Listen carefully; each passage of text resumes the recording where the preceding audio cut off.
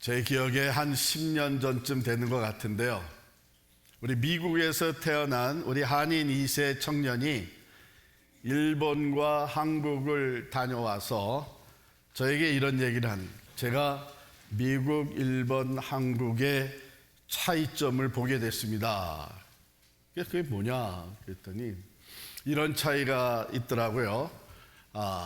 미국에서는 버스 스테이션에 나가서 버스를 기다릴 때에 나온 사람들이 엉성하게 서 있다가도 버스가 딱 도착하면 나온 순서대로 버스를 탄다는 거예요. 그렇죠? 일본에 갔더니 일본에는 버스 스테이션에 나오는 사람들이 나온 순서대로 줄을 반듯하게 서 있다가 버스가 도착하면 그 줄 순서대로 버스를 타더라는 거예요. 한국에 갔더니 버스 스테이션에 나온 사람들이 줄을 나온 순서대로 서 있다가 버스가 도착하니까 줄이 없어지더라는 거예요. 근데 제가 최근에 한국을 방문해 본 것으로는 이제 한국도 많이 변했어요. 아주 질서 있게 기다리고 또 타고 하는데, 그럼에도 불구하고 여전히 말이죠, 우리는 앞서가는 것이 미덕이라는 생각을 가져요. 누구보다 더 빨리 앞서가서 성공을 이루고 더 효율적으로 꿈을 달성하는 것이 이게 인생의 성공의 척도다, 이렇게 생각을 합니다. 그런데 성경은 말이죠, 전혀 다른 속도를 우리에게 얘기해 줘요. 바로 가장 약한 사람의 발걸음에 나의 보폭을 맞추는 것, 즉 배려의 속도가 하나님이 원하시는 것이다, 이렇게 가르쳐 줍니다. 오늘 본문은 그것을 우리에게 잘 말해 줍니다.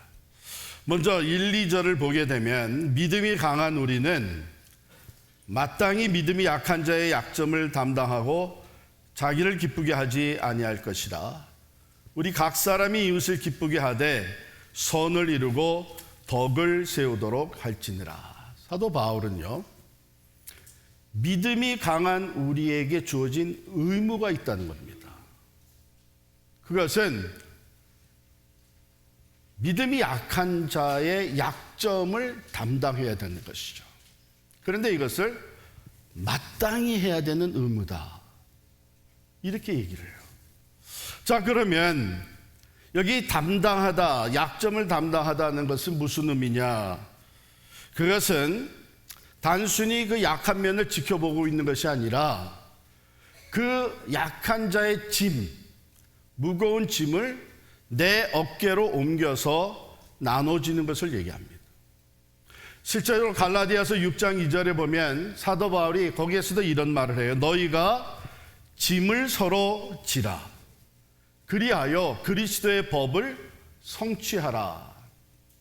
여기 그리스도의 법은 뭐예요? 새 계명을 너에게 주노니 서로 사랑하라. 서로 사랑하는 것이 그리스도의 법이에요.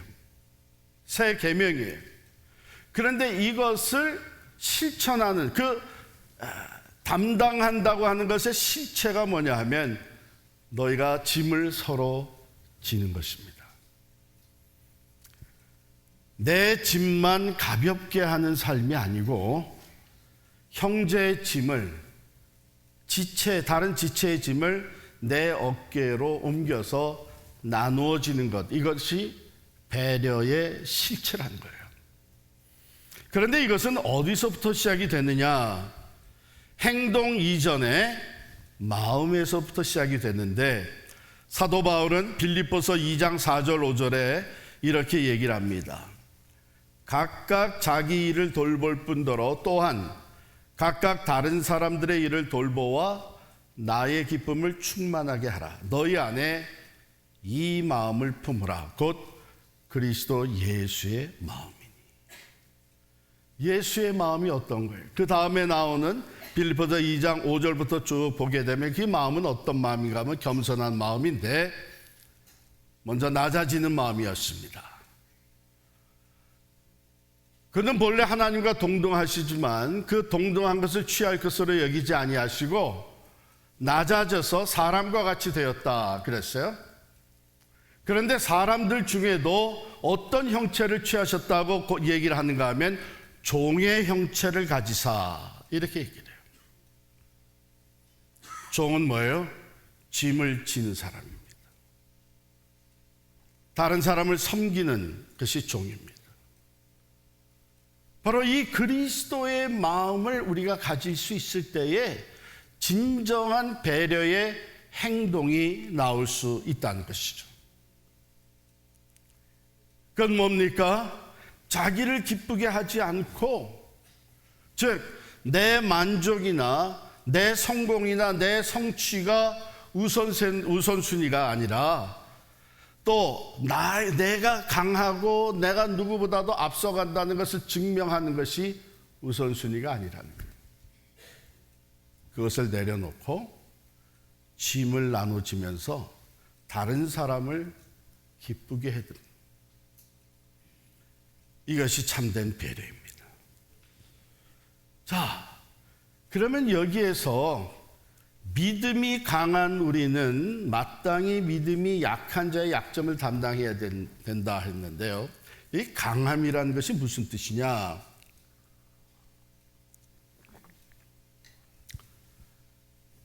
여기서 강함이라는 것은요, 어떤 파워 또는 재력 이런 것을 얘기하기 전에 여기서 강함이라는 것은 성숙함을 얘기합니다. 성숙함. maturity를 얘기해요. 그러니까 믿음이 성숙해졌다 하는 사람들은 어떤 사람들이냐 하면 내가 가진 것이 나의 강함, 내 strength가 있죠. 내 재력이 있죠. 내 영향력이 있죠. 내 파워가 있습니다. 성숙한 사람들은 그것을 바라보면서 어떻게 고백하는가? 이것이 어디서부터 왔는가? 하나님이 주신 거라는 거죠. 그래서 그것들을 나를 나타내 보이려고 하는 것으로 사용하는 것이 아니라 그 모든 강점을 가지고 내가 누구보다도 앞서가서 성공적인 삶을 사는 데 초점이 있는 것이 아니라 이것을 주신 하나님이 원하시는 대로 약한 자를 섬기는 데 사용합니다. 성숙한 사람은 이런 청지기적 정신을 가지고 있는 사람이죠. 성경은 그것을 거듭 강조하잖아요. 사도 바울이 믿음의 성숙함을 이룬 사람입니다. 바울이 뭐라고 얘기하나 하면 고린도전서 15장 10절에 보면 내가 나 된 것은, 즉 내가 누구보다도 인정받고 영향력 있고 많은 교회를 개척하고 구원의 열매를 풍성히 맺은 이런 사람이 된 것은 하나님의 은혜로라. 하나님의 은혜를 주셨기 때문에 내가 그럴 수 있게, 내가 나 된 것은 하나님의 은혜로 된 것이니, 이게 성숙한 믿음이죠. 그러므로 내가 가지고 있는 강한 것들, 남달리 가지고 있던 특별한 재능과 영향력은 하나님이 은혜로 내게 주신 것이요, 나는 그것을 가지고 하나님을 기쁘시게 해드리는, 그리고 이웃을 기쁘시게 해드리는 사람이 되어야 된다 하는 것이 성숙한 믿음의 모습입니다. 자, 그러면서 오늘 본문 말씀은 예수 그리스도를 바라보라고 합니다. 우리 3절 말씀 같이 읽겠습니다. 시작.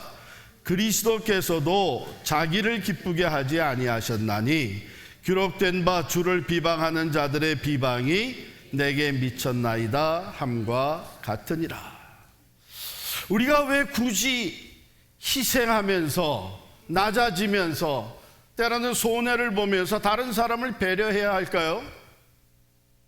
그 이유는 우리의 구세주가 되시고 우리의 믿음의 본이 되시는 예수 그리스도가 모델이시기 때문입니다. 예수님은 세상에서 가장 강하신 분이셨습니다. 그런데 가장 약한 자로 찾아오셨습니다. 그는 비난받을 이유가 하나도 없는 분이셨습니다. 그런데 우리의 모든 죄와 허물을 대신 짊어지시고 수치와 부끄러움과 비난과 나중에는 죽임까지 당하셨습니다. 여러분, 배려는 희생이 따를 수밖에 없습니다. 내가 희생함이 없이, 나를 내려놓음이 없이 진정한 배려는 있을 수가 없습니다. 여러분, 우리가 하행일에서 주차장에, 우리 교회 주차장에 눈을 치우시는 분들을 봤잖아요. 네. 토요일 새벽 기도에 끝나고 모두가 다 자기 할 일들이 주말에 밀려 있는데, 내일 주일이면, 오늘이죠, 주일이면 교회 와서 예배드리는 성도들, 군데군데 여전히 눈이 쌓여 있어서 갖다나 부족한 파킹장에 주차하기 힘들어할 성도들을 생각하며 걷어붙이고 나가서 눈을 치운 거예요. 한 15대, 20대라도 더 편히 주차할 수 있도록 배려하신 거예요. 이와 같이 배려는 내 권리를 포기할 때에, 나를 희생시킬 수 있을 때에 비로소 완성이 되는 것입니다. 저는 우리 교회가 이렇게 서로를 배려하는 아름다운 모습에서 성장해 갈 수 있기를 바랍니다. 이건 뭐 저뿐만이 아니라 우리 모두가 바라는 것이죠. 친교실에서도, 화장실에서도, 주차장에서도, 바로 나 다음에 이 자리에 앉을 사람, 내가 나간 후에 이곳에 들어오게 되는 사람을 배려하는 마음, 이것이 성숙한 사람들의 모습이고, 특별히 믿음의 성숙을 이룬 사람들은 이 모든 것이 하나님의 은혜로 내게 주어진 것이다 하는 것을 생각하죠. 그렇게 생각할 때에, 그 청지기적인 자세를 가지고 있을 때, 거기서부터 진정한 배려가 나오게 됩니다. 옛날에 사막을 횡단하면서 장사를 하던 이 상인 집단들, 그 행렬을 우리는 캐러밴이라고 부르잖아요. 근데 이 캐러밴들, 이 상인 집단들의 아주 철칙이 하나 있습니다. 수백 킬로미터의 사막을 건너서 전체가 여행을 할 때 그 행렬의 속도를 어디에다 맞추느냐, 그 철칙이 있었는데, 그 기준은요, 건장한 청년의 속도가 아닙니다. 빠른 낙타의 속도가 아닙니다. 오히려 그 무리 중에 가장 약한 낙타의 속도, 그리고 가장 어린 아이의 걸음걸이의 속도를 맞추는 거예요. 만약 강한 자들, 빠른 자들의 속도에 맞춰가게 되면 뒤처진 약한 자들은 자연히 물 위에서 떨어지게 되고, 길을 잃고 방황하게 되고 죽게 됩니다. 결국 그 공동체 전체가 위태로워지는 거예요. 강한 자가 자신의 속도를 고집하면 약한 자는 공동체에서, 심지어는 신앙 공동체, 그리스도의 몸된 공동체, 교회에서 떨어지게 되는, 교회는 가장 앞서가는 사람이 기준이 아닙니다. 교회가 나아가는 그 속도는, 성도들의 그 동행의 속도는 오히려 연약한 자, 부족한 자, 그래서 걸음걸이가 늦어질 수밖에 없는 그 지체의 보폭에 맞춰가는 것이 하나님의 뜻입니다. 그리고 그것은 은혜의 행렬이 되겠죠. 교회는 그리스도의 몸입니다. 한 피바다 한 몸을 이룬 그리스도의 몸. 그러면 당연히 교회는 그리스도가 행한 것을, 하신 것을 본받아야 합니다. 그가 여러분과 저의 모든 허물과 무거운 죄짐을 대신 지셨습니다. 우리가 약할 때에 가장 강한 그분이 우리의 약한 자리에 내려오셔서 우리의 짐을 대신 져주시고 우리와 동행하시며 우리의 죄로 인한 그 죽음의 값까지, 그 무거운 짐까지 치러주셨습니다. 이렇게 희생이 따른 거기 때문에 진정한 배려는 쉬운 것은 아닙니다. 우리 4절 5절 말씀 함께 읽을까요? 4절 5절 말씀 읽습니다. 무엇이든지 전에 기록된 바는 우리의 교훈을 위하여 기록된 것이니 우리로 하여금 인내로 또는 성경의 위로로 소망을 가지게 함이니라.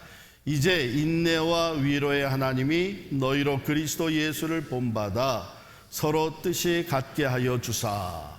예수님이 우리를 배려해 주신 것처럼 우리의 짐을 대신 짊어지고 우리의 약한 자리에 오셔서 우리와 함께 동행하실 때에 우리의 짐을 지어주시는 이것을 본받으려면 우리가 무엇이 필요하냐 하면 그러한 희생을 치르는데 도움이 되는 인내와 위로가 필요한 거예요.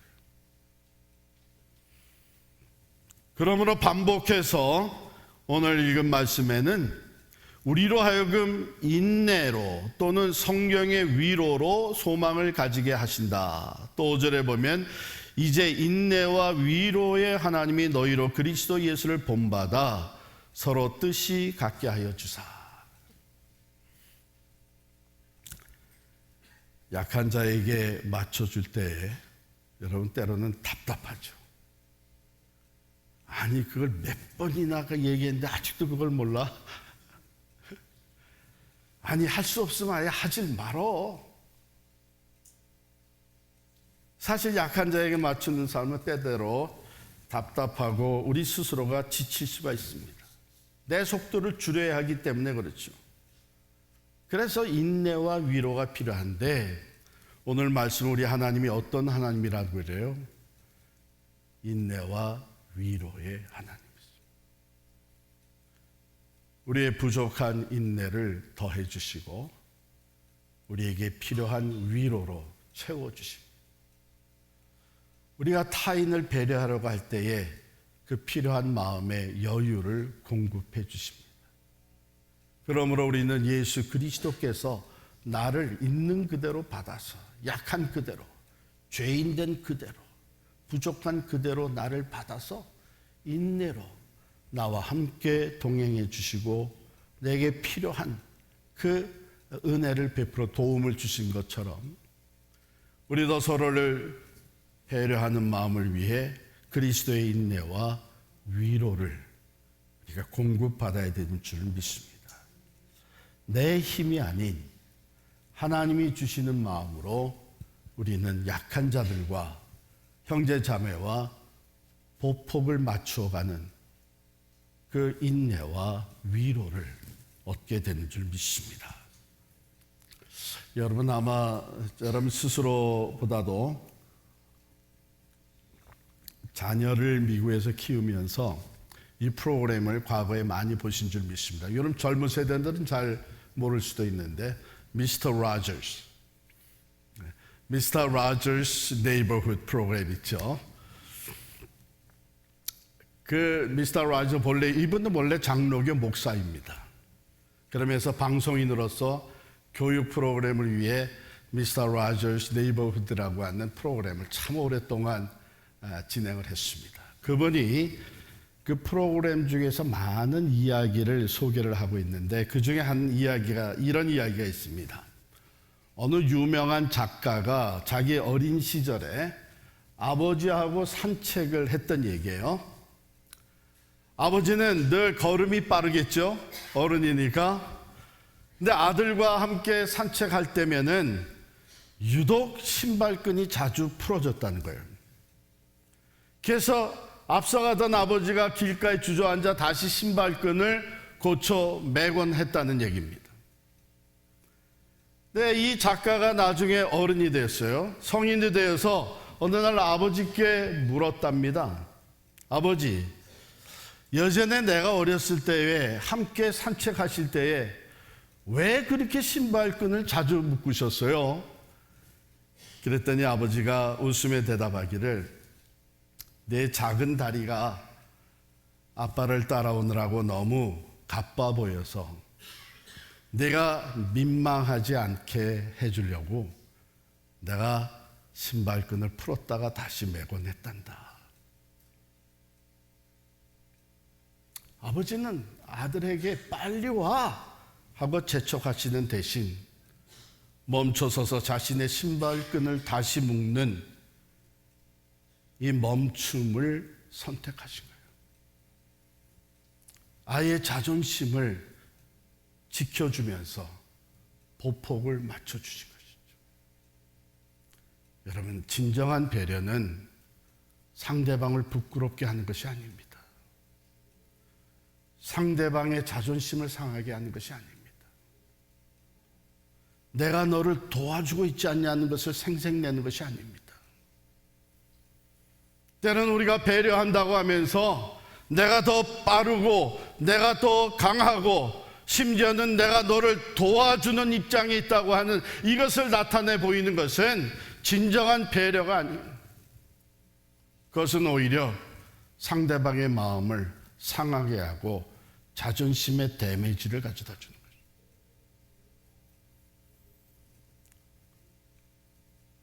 예수님은 그렇게 우리를 배려하지 않으셨습니다. 스스로 인간이 되시고 스스로 우리의 모든 죄와 허물을 짊어지셨습니다. 스스로 모든 수치와 부끄러움, 희생을 감당하셨습니다. 그리고 우리에게 하시는 말씀은 뭐예요? 있는 그대로 내게 와라. 내가 세상 끝날까지 너희와 항상 함께 있으리라. 결론으로 우리 6절, 7절 말씀을 함께 읽겠습니다. 시작. 한 마음과 한 입으로 하나님 곧 우리 주 예수 그리스도의 아버지께 영광을 돌리게 하려 하노라. 그러므로 그리스도께서 우리를 받아 하나님께 영광을 돌리심과 같이 너희도 서로 받으라. 여러분, 우리가 서로를 배려하면서 약한 자의 발걸음의 속도에 맞춰주는 이것은 우리는 착한 사람들이다, 우리는 선한 사람들이다, 여러분, 이것을 보여주기 위한 것이 결코 아닙니다. 오히려 오늘 말씀은 이 배려의 궁극적인 목적은 하나님께 영광을 돌리시기 위함입니다. 진정으로 하나님께 영광이 되는 배려는요, 주님이 나를 이렇게 배려하고 사랑해 주셨기 때문에 그 사랑과 배려로 나도 형제 자매를 배려합니다. 이것이 하나님이 받으시는 영광이 되는 거예요. 그리스도께서 우리를 받아 하나님께 영광을 돌리심과 같이 너희도 서로 받으라. 있는 모습 그대로 받아주고 약한 모습이 보여질 때 내가 짐을 함께 지고, 그리고 내가 볼 때에 상대방의 단점이나 부족한 점이 보일 때에는 그것이 하나님이 내게 주시는 기도의 제목이라고 받아들이는 것이죠. 저 약함을 위해서, 저 부족함을 위해서 내가 중보기도하면서 배려하고 짐을 나눠지는 것, 이 진정한 성도의 동행이 우리의 모습이 될 수 있기를 간절히 축원합니다.